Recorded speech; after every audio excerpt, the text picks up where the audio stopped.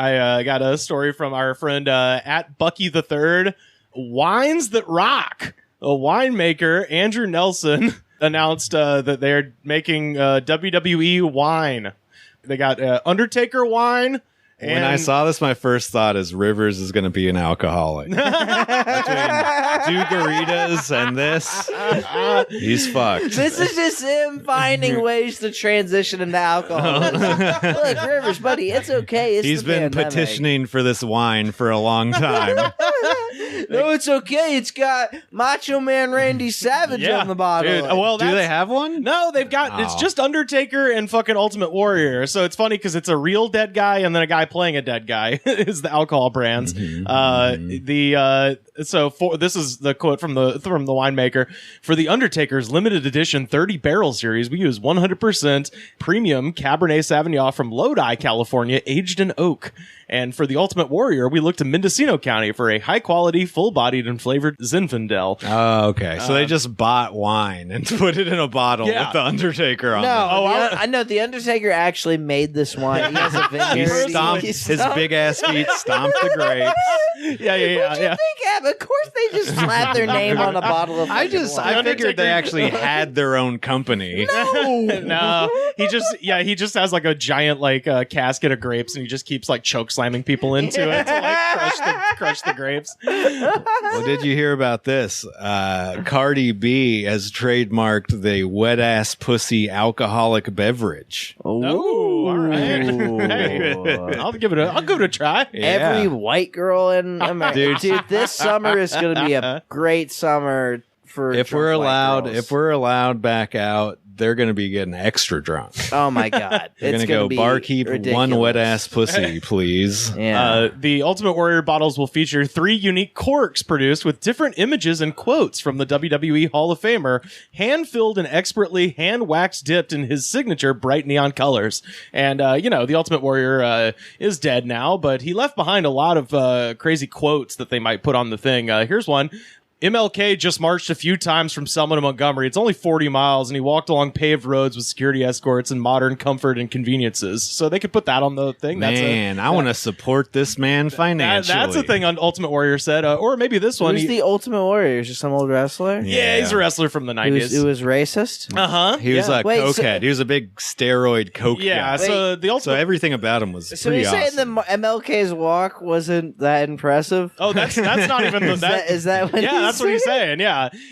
So the Ultimate Warrior, I could do that. Yeah. Well, his whole thing is that he wasn't that good of a wrestler, but he was crazy. And so when he would get in the ring and shit, he would run to the ring and he would shake the fucking ropes and he was a fucking maniac. He was mentally ill. Yeah. And no, not really. He was just that was a cokehead. That was his persona because he wasn't a good wrestler, so he made up for it by being a nut, and but he was also very hard to work with because he's an asshole.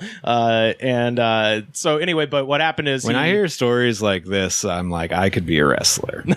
Yeah, dude, you don't have to be good. You can just act like a nut. Yeah, got that. I've been doing that in comedy for years. Both of us, we can start a tag team. Yeah, but he gets fired from the WWE in the mid '90s, and then for the next basically 20 years is just insane. And he went on all these conservative college speaking tours where he said shit like, "quote, queering doesn't make the world work. The human race will die out if everyone becomes a homosexual." Which is not how how that works. Everyone becomes a homosexual. He is right about that. If for some reason if the entire planet decided, that's the implication. He's if everybody keeps deciding to be gay, it's it's just as long as you're born a surplus in the world of wet ass pussies. I don't think that's going to be a problem. No, gay is contagious. That's what he seems to think. But anyway, he comes back to WWE in 2014. They put him in the Hall of Fame, and then he gives a speech on Monday Night Raw about, let the warrior spirit run forever. And then the next day, he died of a massive heart attack in a hotel parking lot. And so from coke? Years of it, just from having a fucking bad heart from steroids and blow, not good for your heart. Apparently, really? Yeah. But his heart exploded, and here's the thing: this is why WWE is so kind of sinister and fucked up.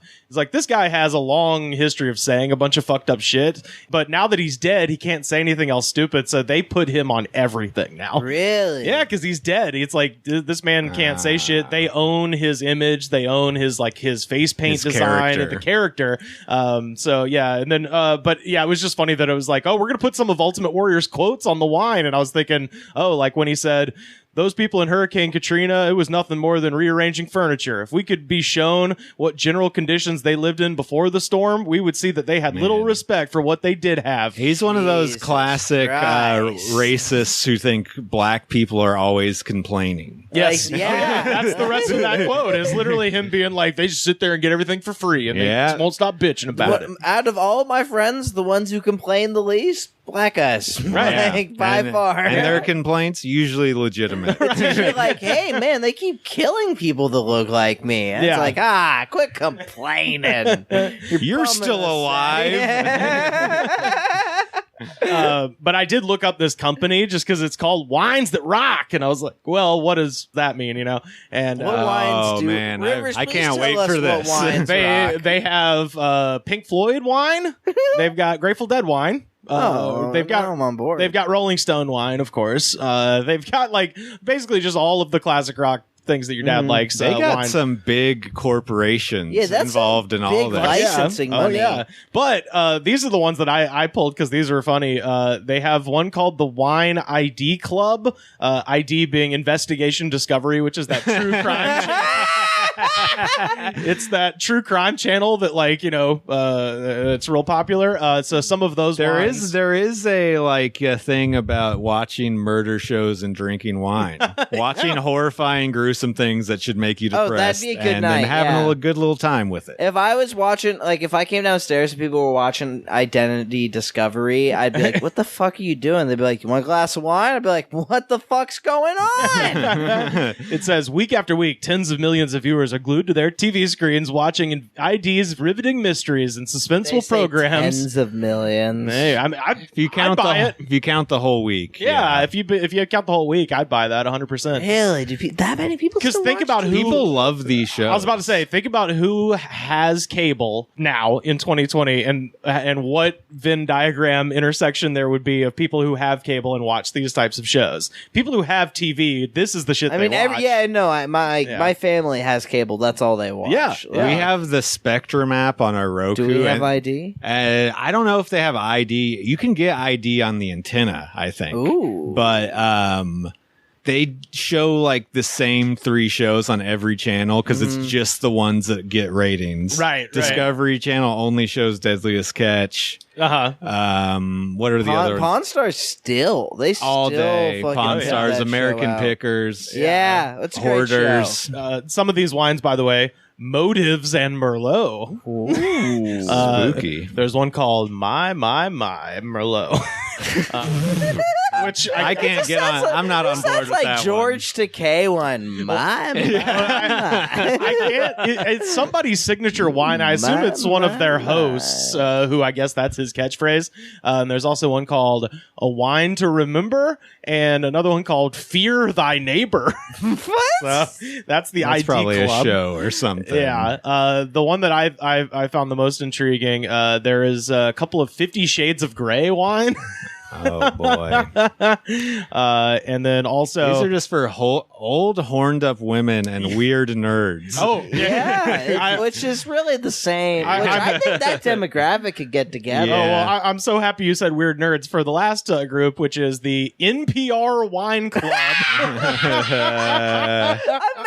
me. Look, man. Sometimes I feel like a fucking loser, but imagine being like, what if there was an Irish class? I mean, it's on the Yeah. same level as being like, I wonder if there's a Rolling Stones wine. It's like the same people. It's the Yeah. same amount of fucking lame. Yeah. Those kinds are Weekend Edition, Oh my god. Uncorked, Invinobilia, which I guess is a takeoff on Invisibilia, and then finally, All Grapes Considered. That's not a very good pun, even. That doesn't even make sense. Yeah, No. that's like they're using the same wine. All of these. Oh, are 100%. the same It's the wine. same swill. Just different labels. They just have one. They have for a label. They probably have 3 gigantic vats. One is white. One is fucking Zinfandel. One How is much is a Merlot. bottle of this fucking wine? Oh, I bet it's at least 20, 25 bucks. Well, I bet more. probably because of all probably they have to pay for the. hundreds. No, I bet it's like 30 I'm gonna max. Let's see. The people who are drinking Ultimate Warrior wine are not gonna.